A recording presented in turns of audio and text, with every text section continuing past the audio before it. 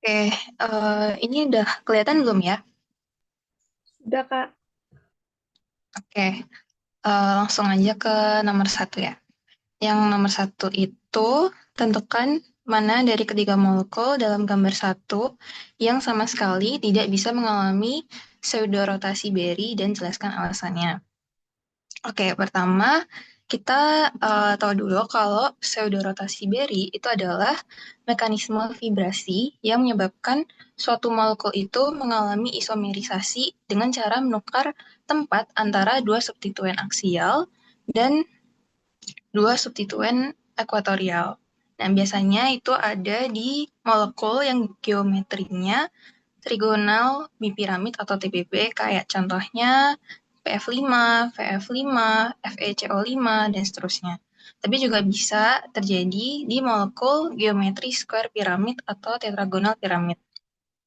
Nah, mengapa sih molekul itu mengalami pseudorotasi Berry? Jadi molekul itu dia sifatnya fungsional. Fungsional itu secara stereokimia dia tuh nggak rigid. Jadi strukturnya akan terus-menerus berubah gitu dengan konfigurasi yang ekivalen. Oke, kita lihat dari ketiga molekul itu.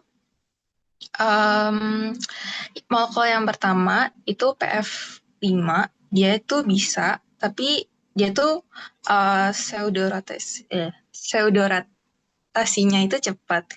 Jadi walaupun substituen yang di aksial sama yang di ekuatorial sama, dia tuh bisa terjadi tapi cepat banget.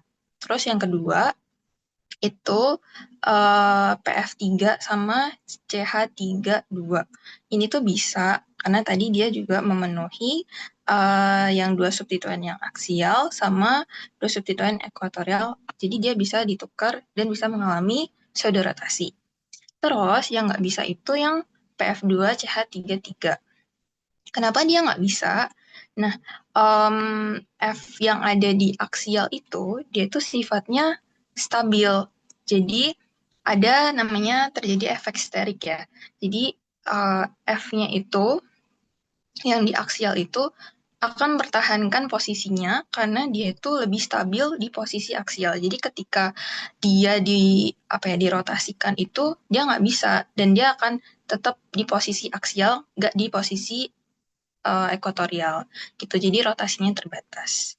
Nah, jadi keynote-nya adalah dari soal ini, kalau pseudorotasi Berry itu biasanya terjadi pada molekul dengan geometri TPB, lalu jika semua ligan identik, maka terjadi pseudorotasi, tapi dia itu nggak kedeteksi.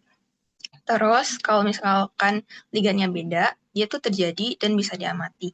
Tapi juga tetap memperhatikan apakah dia itu efek steriknya itu bisa atau enggak. Kalau misal steriknya besar, dia bisa terhambat atau tidak terjadi pseudorotasi Berry gitu. Sampai sini ada yang mau ditanyain kah? Atau lanjut ke nomor selanjutnya?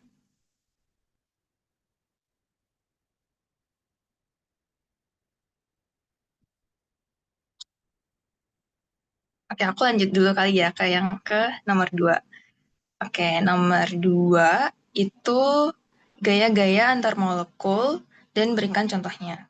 Oke, yang pertama itu ada gaya dispersi atau gaya London. Nah, gaya London ini itu gaya tarik-menarik akibat adanya dipol sesaat pada molekul nonpolar. Contohnya kayak gas mulia, helium, neon, argon, terus molekul nonpolar N2, O2, dan seterusnya. Nah, gaya dispersi atau gaya London itu gaya antar molekul yang paling lemah. Nah, aku ngasih contoh juga ada gambarnya. Jadi, elektron dari dua atom yang berdekatan itu membentuk dipol sesaat ya. Nah, jadi dipol sesaat itu terjadi ketika dua elektron itu saling bergesekan, sehingga dia itu terjadi fluktuasi yang menyebabkan satu partikel itu menginduksi partikel lain gitu. Tapi waktu terjadinya itu sesaat, jadi nanti dia balik lagi gitu. Oke, selanjutnya. Nah, yang kedua itu ada gaya dipol-dipol. Nah, gaya dipol-dipol itu gaya tarik-menarik antara dua molekul polar, di mana ujung positif dari molekul pertama tertarik ke ujung negatif molekul yang lain.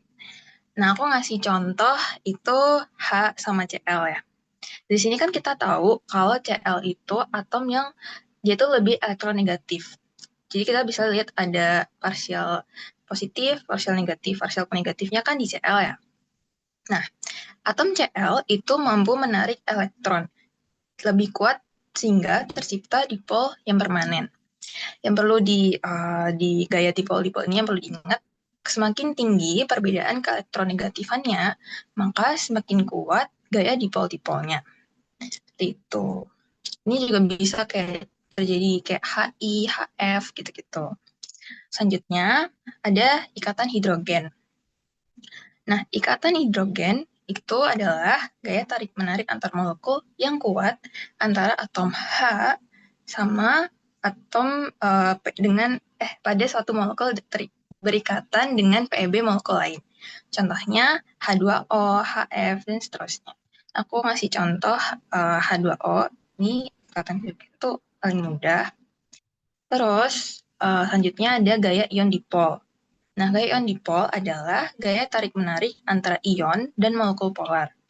Jadi, kation atau anion dari suatu molekul itu akan berinteraksi dengan ujung muatan dari molekul polar yang berlawanan.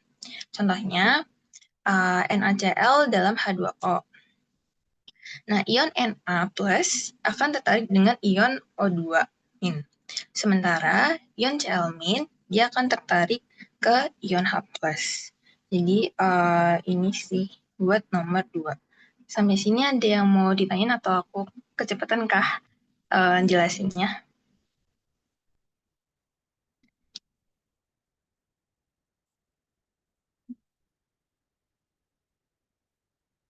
Oke, aku lanjut ya ke nomor 3.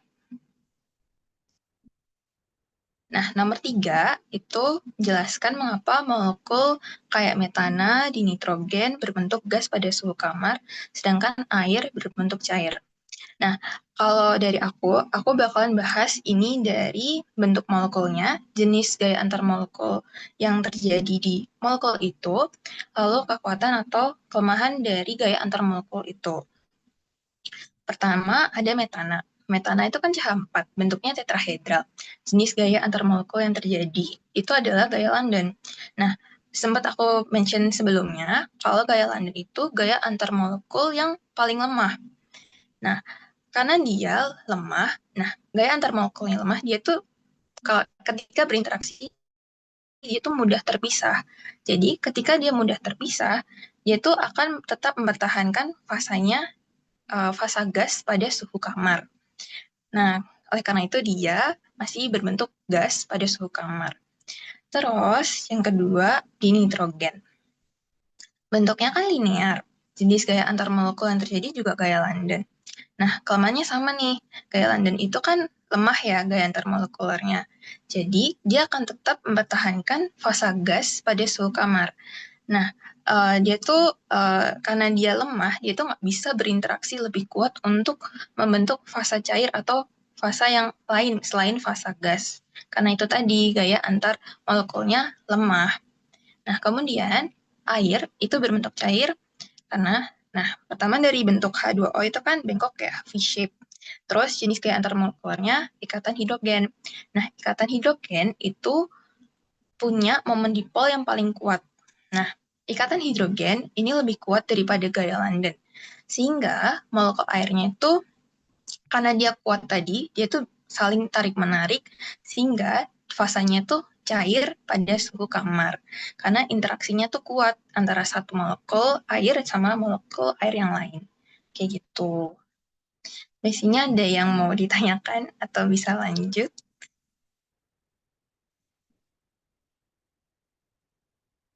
Ya, semoga aman ya.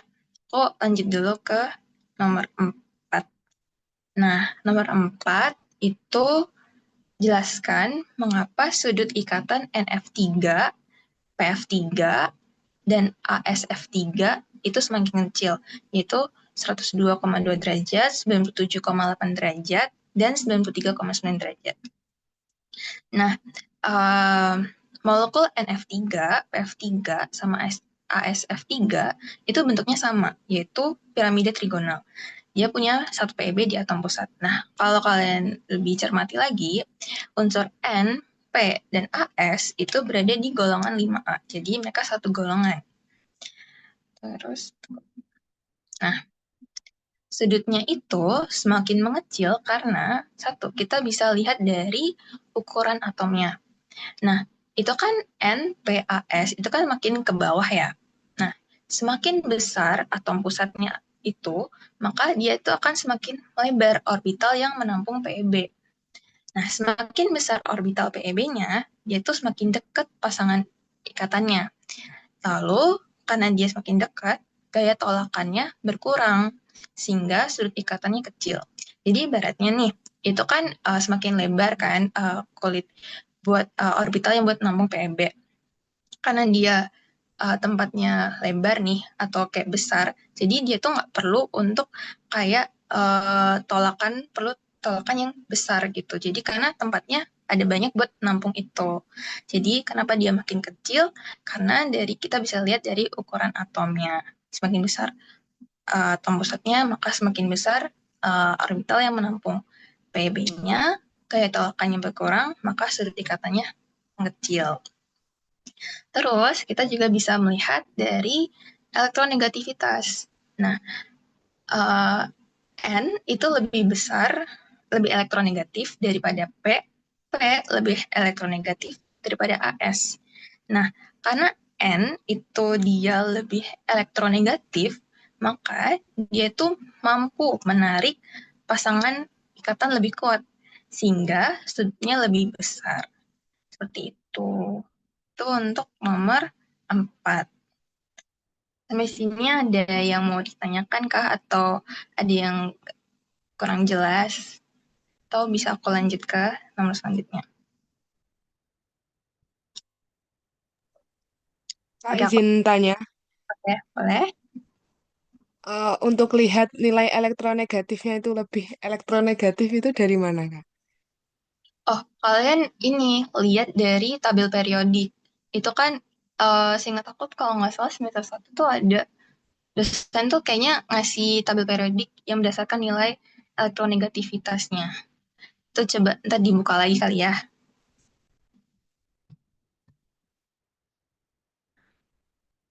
Atau enggak nanti aku coba share dari ini.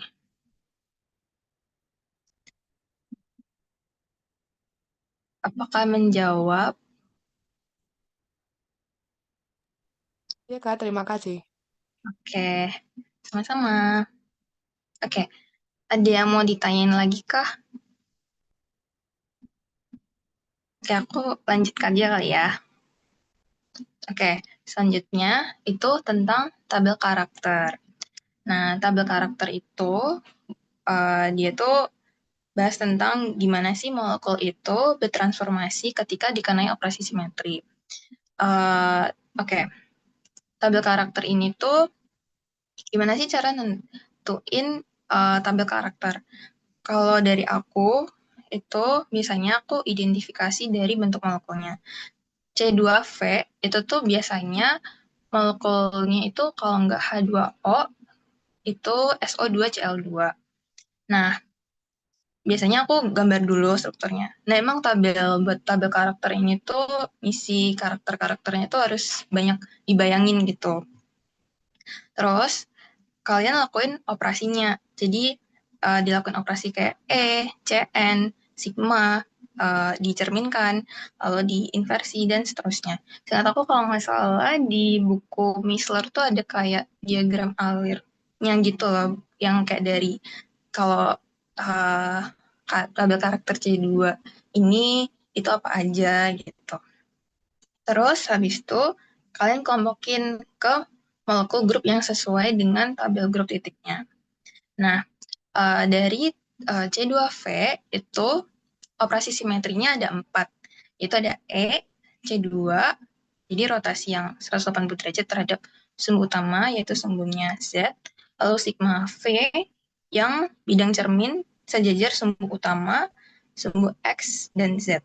Lalu ada sigma yang bidang cermin kedua, yaitu di sumbu Y sama Z. Nah, ordenya itu dari jumlah operasi simetri yang bekerja di C2V, yaitu ada 4. Terus, habis itu, ini ada irreducible representasinya, terus ada linear dan rotasi, fungsi linear dan rotasinya, lalu ada square and binary product function-nya. Oke, ini aku cara nyarinya dulu ya. Nah, jadi kalau nyari tabel karakter itu pertama kalian kalau E itu kan dirotasi 360 derajat. Nah, kalau misalkan dia molekulnya itu bilangnya simetris. Jadi setelah kalian rotasiin 360 derajat, dia itu kayak posisinya itu sama, itu berarti dia simetris atau +1. Kalau misalnya yang beda, berarti dia antisimetri, nilainya -1. Nah, ini beberapa gambar yang kayak kalau dioperasikan gitu. Terus, oke. Pokoknya kalian dioperasikan dulu ke tiap-tiap masing-masingnya di molekulnya itu. Nah, ini kan ada beberapa A1 ya. Nah, itu kalian kayak diwakilin satu reducible-nya. Jadi A1-nya kan ini ada beberapa banyak A1 kan. Nah, itu kan tuh saja A1-nya diwakilin A1 satu aja gitu. Nah, tuh. Nah, A1 kan simetri penuh. Kalau A2 dia tuh antisimetri terhadap cermin tapi simetri terhadap rotasi C2. Jadi dia tuh -1 di bidang cermin. Nah, di sigma V yang XZ ini dia -1, terus B1 dia antisimetri terhadap rotasi C2. Jadi dia tuh -1 di C2 yang B1. Terus, kalau B2 dia antisimetri terhadap rotasi C2, tapi simetri di bidang YZ. Nah, A1, A2, B1, B2 itu tuh namanya simbol Mulliken. Nah, cara nyarinya itu kalian, ini tabel karakter yang C2V ya. Pertama, lihat dulu nilai E-nya. Nah, karena E di tabel karakter C2V itu 1, jadi dia kan one dimension. Kalian lihat di CN-nya. Kalau simetri tadi kan nilainya +1 ya. Nah, karena simetri, kita simbolin dia hurufnya A. Terus, kalau misalnya dia nilainya -1 nih, kita simbolin dia B, atau dia antisimetri. Jadi, kenapa yang ini, aku nggak bisa coret lagi. Pokoknya, nggak kelihatan ya. Itu, jadi kalian bisa yang row yang pertama, itu row pertama sama kedua, simbolnya A, terus yang ketiga 4 simbolnya B. Kalian bisa lihat dari nilai di C2-nya itu. Terus, nah karena nggak ada inversi ya di C2V, kita skip yang ke nomor 3. Nah, cara tahu dia itu A1 atau A2, kalian lihat dari sigma V-nya. Nah, kalau simetris, subscript-nya 1, jadi angkanya 1. Jadi yang A, yang row pertama tadi, itu nilainya 1 karena sigma V-nya dia simetris. Sigma V yang XZ itu nilainya +1. Nah, A1, terus yang kedua A2 karena antisimetris, terus yang B yang row ketiga itu nilainya +1 karena dia simetris. Lalu B2 dia antisimetris karena nilainya -1. Seperti itu. Itu buat yang tabel karakternya. Sampai sini ada yang mau ditanyain dulu kah? Oke, aku lanjut dulu aja ya. buat yang rotasi sama translasi. Linear, sorry. Nah, ini aku ini akses dari YouTube sih sebenarnya biar kayak kalian kelihatan buat kayak transformasinya itu gimana sih. Nah, buat linear transformation-nya itu kita melihat dia tuh bekerja pada vektor Z, X, sama Y. Karena kan tadi sumbunya kan ada 3 aja, X, Y, Z kan. Nah, di mana dia ditransformasikan secara linear. Nah, kalau di Z itu, bisa coret ya. Nah, kalau yang di Z itu, dia kalau di sumbu Z itu nilainya ketika dia dirotasikan 360 derajat, nilainya 1. Kalau ketika dia dirotasikan 180 derajat, nilainya juga 1. Lalu ketika dia dicerminkan di sumbu X dan Z, nilainya juga 1.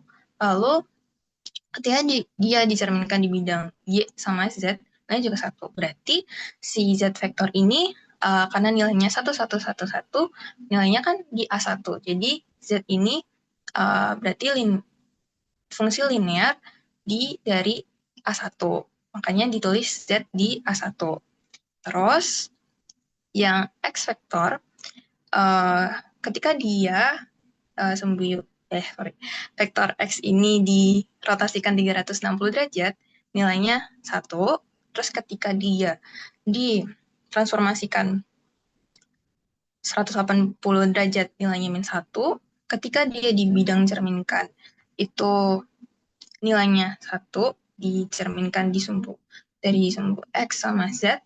Lalu ketika dia ditransformasikan, cerminkan di bidang Y sama Z, nilainya -1. Nah, karena nilainya 1, -1, 1, -1, itu kan nilai dari irreducible representatif dari B1. Berarti fungsi linear dari B1 itu adalah X. Terus, untuk vektor Y, itu ketika dia dirotasikan 360 derajat atau itu nilainya 1, sama kayak yang tadi. Nah, dia dapat di 1, -1, -1, 1. Nah, yang sesuai itu di irreducible representasinya B2. Berarti B2 ini dia punya fungsi Y gitu. Nah, yang A2 ini dia tuh hanya berlaku rotasi aja, guys. Gitu. Nah, ini untuk yang rotasinya. Jadi ketika dia dirotasikan dari tiap masing-masing vektor, ya vektor Z, vektor X, vektor Y, itu seperti ini. Buat yang rotasi di vektor Z, itu dia dapetin nilai 1, 1, -1, -1. Jadi dia fungsi rotasi dari A2. Jadi A2 dia rotasi fungsinya yaitu RZ. Terus kalau yang rotasi yang di sumbu X itu ketika dirotasikan 360 derajat dia nilainya 1. Terus yang ketika C2 maaf, itu nilainya -1. Ketika sigma XZ itu nilainya juga -1. Ketika dicerminkan di YZ itu nilainya 1.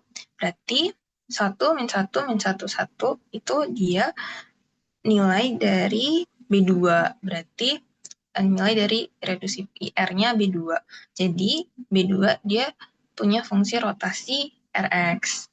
Habis itu untuk yang Y vektor atau rotasi di vektor Y itu ketika dirotasikan 360 derajat dia nilainya 1, terus yang C2 nilainya -1, terus yang dicerminkan ke X sama Z nilainya 1, terus dicerminkan di Y sama Z nilainya -1. Berarti yang IR yang nilainya 1, -1, 1, -1 itu di B1. Berarti B1 punya fungsi rotasi RY. Seperti itu. Oke, ini untuk yang fungsi linear sama rotasi. Terus aku lanjut dulu untuk yang square and binary product functions. Nah, square and binary product functions ini itu em, perkalian kalau yang buat nyari XZ ini perkalian dari sorry, ini mau nyari B1. Nah, B1 itu dikaliin antara uh, yang fungsi X sama Z. Jadi perkaliannya 1 kali 1 min 1 kali 1 terus dapat jadi dia B1 seperti itu. Terus untuk yang buat nyari A2 nih, dia menggalikan antara X sama Y. Jadi ini yang udah aku highlight itu, kalian kaliin masing-masingnya, terus dapat nilainya dari si nilai A2. Jadi A2 itu dia punya fungsi square and binary product function-nya itu XY. Kayak gitu. Terus, oke. Terus nih yang buat nyari yang B2 itu dia perkalian dari Y sama Z. Jadi yang IR yang dari maksudnya nilai fungsi yang dari Y sama Z itu kalian kaliin terus dapat nilai yang dari si IR-nya B2. Jadi B2 itu dia punya fungsi square binary produknya itu YZ. Nah, terus buat yang A1 dia tuh nggak memiliki hasil kali biner. Jadi kalau dari aku pahami dia tuh langsung kalian kuadratin masing-masing fungsinya. Jadi dapetin angka 1111 gitu. Itu buat tabel karakter.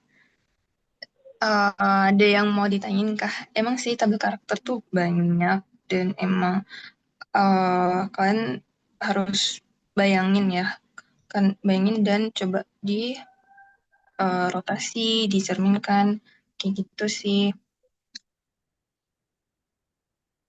Gitu. Itu baru yang C2V.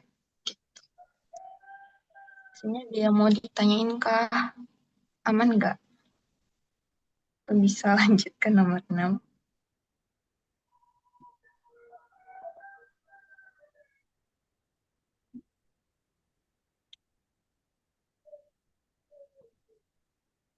Oke, aku lanjut dulu kali ya ke yang nomor 6. Oke, nomor 6 itu menentukan getaran molekul dari SO2 Cl2 berdasarkan simetri dan teori grup dengan metode all motion dan dengan metode selektif pada getaran ikatan S2O dan atau SCl. Nah, seperti yang aku tadi udah mention, SO2Cl2 itu tuh C2V ya. Nah, all motion itu semuanya kalian hitung. Itu ada berapa. Kalau metode selektif itu hanya berdasarkan jumlah ikatan ya antara S sama O, kalau enggak S sama Cl. Nah, buat yang metode all motion ini, kita cari nilai N-nya. Nah, N dari SO2Cl2 itu ada 4. Jadi dia tuh dari atom yang berikatan sama S itu. Jadi ada O-nya 2, Cl-nya 2, berarti kan ada 4. Nah, terus ini ada rumus mode getaran yang non-linear.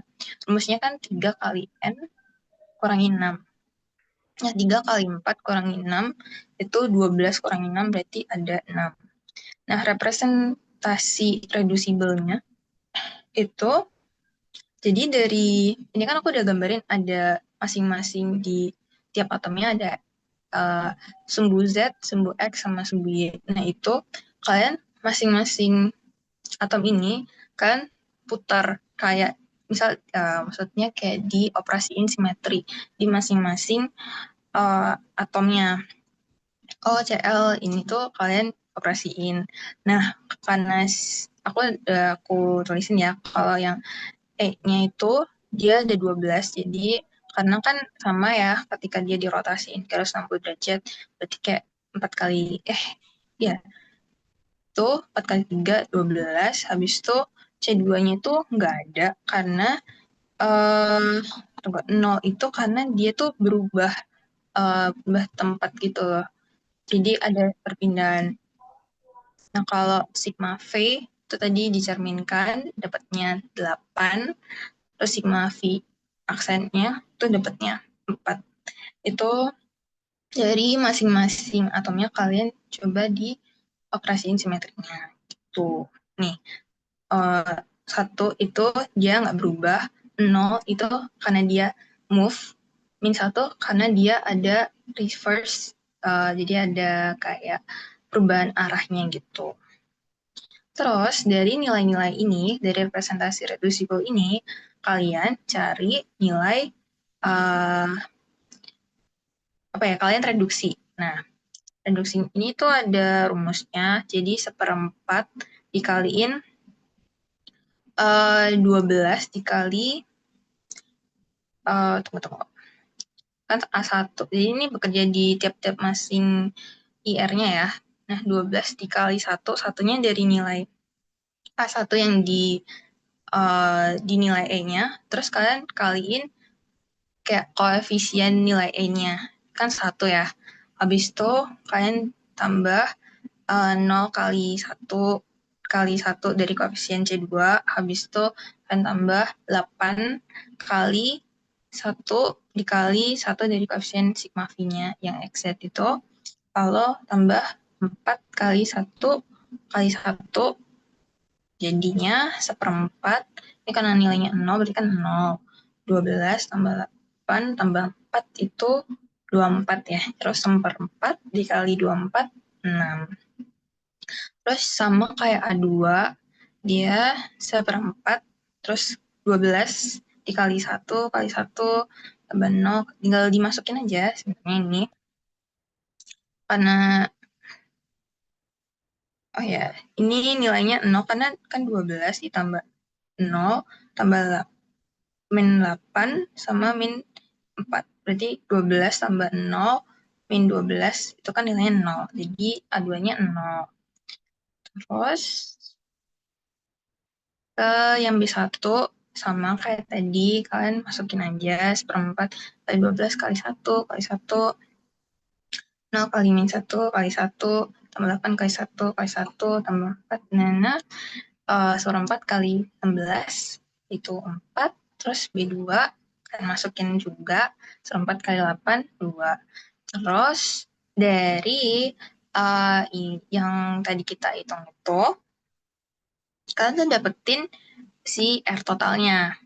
Totalnya tinggal, ini kan tadi 6A1 ya, terus karena A2-nya nggak ada, karena nilainya 0, ya udah 6A1 ditambah 4B1 ditambah 2B2. Terus kalian kurangin sama R translasi. Translasinya dari yang ini, yang kita cari tadi.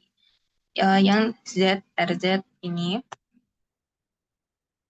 itu dapat dari fungsi X, Y, Z itu A1 tambah B1 tambah B2, terus kalian kurangin R dari rotasinya, B1 tambah B2, terus dikurangin kan dari 3 ini, itu dapat 5A1 tambah 2B1, itu all motion-nya. Terus buat metode selektifnya, itu sebenarnya lihat aja kayak S sama O itu kan ada 2 ikatan ya. Terus kalau S sama Cl tuh juga ada 2 ikatan. Sebenarnya itu aja sama sih nilai dari ikatan antara S gabungan O atau SCl.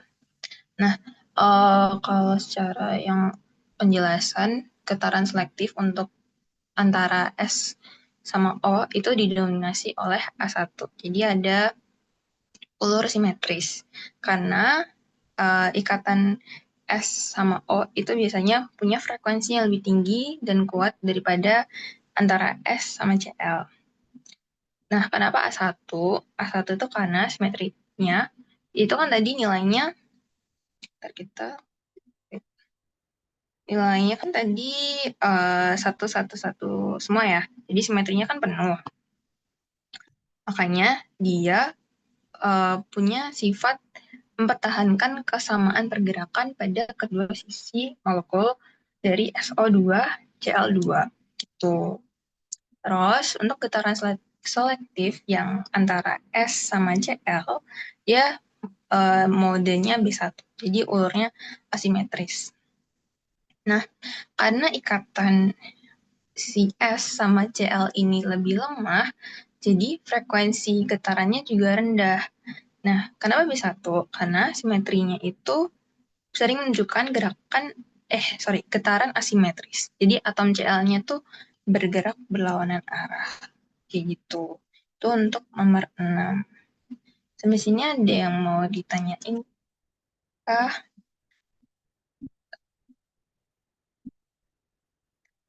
Terus sih buat yang ini.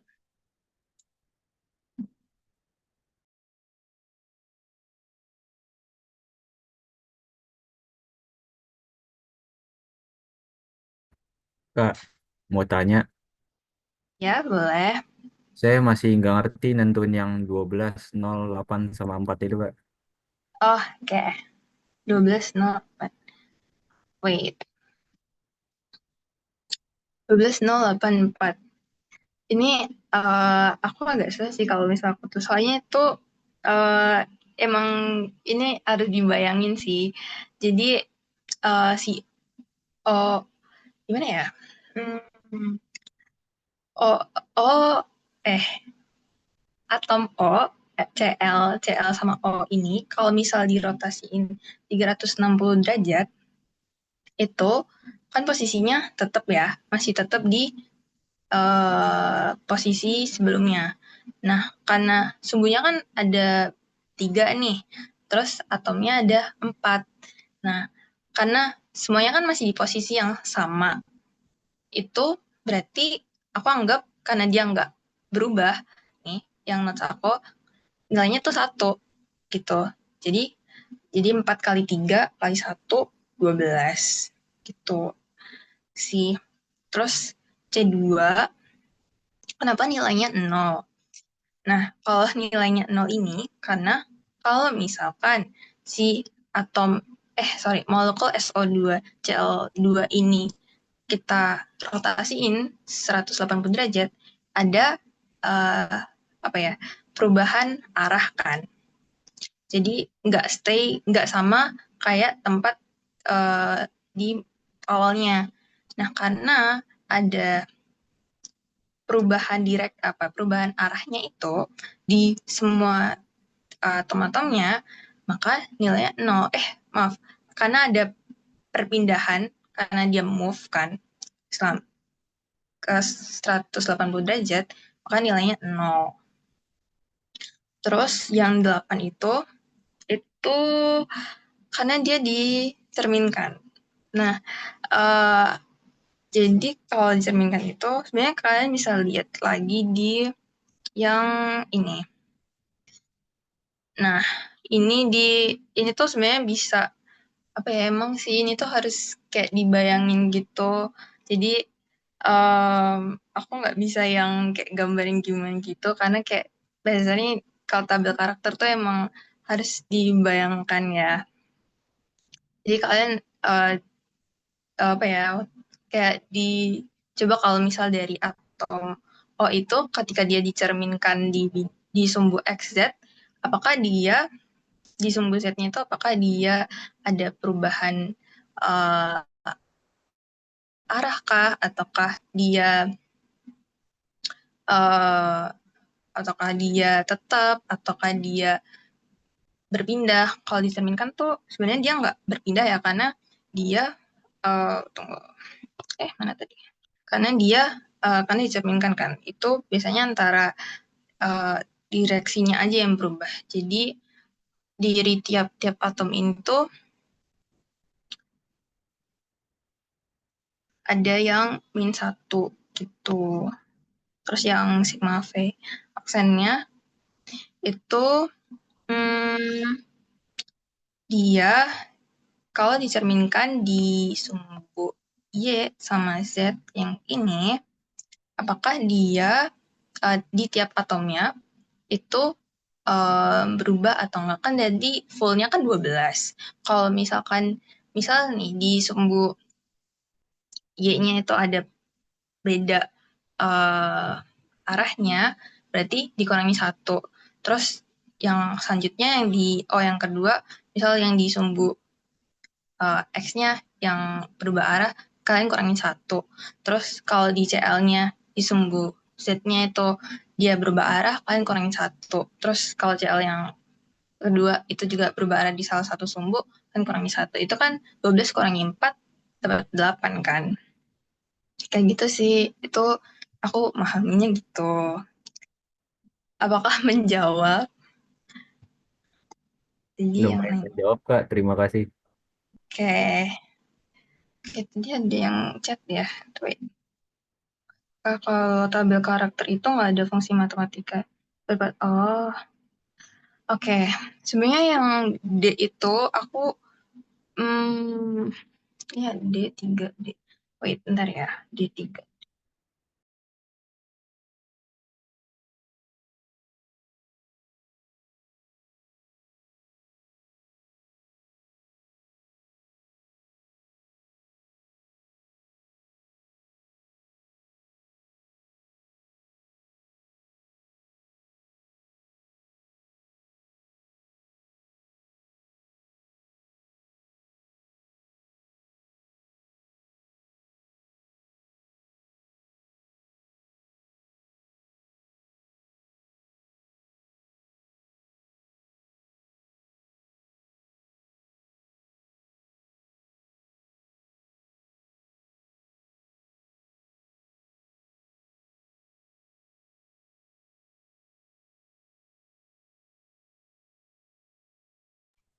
Oke.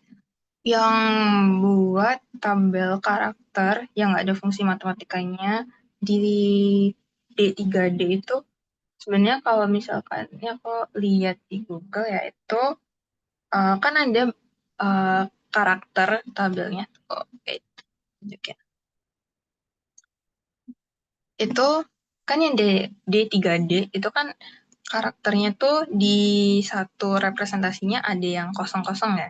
Itu berarti kan kenapa dia nggak ada? Ya karena kalau pemahaman aku, karena dari representasi irreducible-nya tuh dia nggak semuanya ada. Jadi mungkin karena itu ada beberapa yang nggak ada fungsi matematikanya. Cuma nanti coba di YouTube tuh coba di apa pahamin lagi, seperti itu sih. Sebenarnya kalian kalau menurut aku adalah pahamin dulu dari setiap masing-masing operasi yang bekerja di apa ya, molekul itu.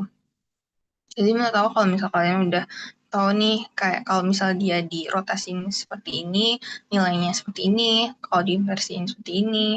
Oh, terus yang apa ya, karena ini close book ya, itu kalian apa ya, ingat-ingat kalau misal tiap-tiap masing karakter tabel itu apa aja sih operasi simetrinya. Nah, dari situ itu bakalan lebih ngebantu buat bisa bikin tabel karakternya. Itu sih. Ataukah menjawab? Enggak. Oke. Apakah ada yang mau nanya lagi atau ada yang mau dibahas? Atau ada yang masih dibingungin?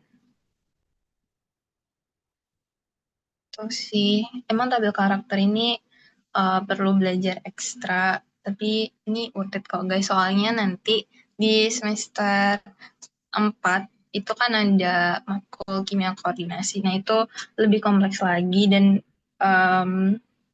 ini penting banget. Ini tuh fondasinya gitu. Jadi kalau bisa kalian benar-benar pahamin ini karena bakal ngebantu banget buat pahamin matkul selanjutnya gitu. Oke, ada yang mau ditanyain lagi kah? Jadi buat yang OTS ini. Jadi materinya seputar um, gaya antar molekul, terus juga bentuk molekulnya, terus tabel karakter, terus sih. Oke, Ada yang mau tanyain lagi kah? Kak mau nanya, Oke, boleh. untuk yang di slide terakhir itu seperempat empatnya tuh dapat dari mana? Nah, seperempat itu dari ordernya. Itu kan order dari C2V itu 4 kan, karena ada 4 operasi simetri yang bekerja. Tuh, nanti kalau misal kalian eh, operasi simetrinya ada 6, kalian berarti ganti bawahnya tuh 6, karena seper order dikali eh, dari representasi reducible-nya, kalian kaliin tiap masing-masing karakter tabelnya kali koefisien dari operasi simetri. Itu. Akan menjawab. Terima kasih Kak. Oke. Oke, ada yang mau tanyain lagi kah?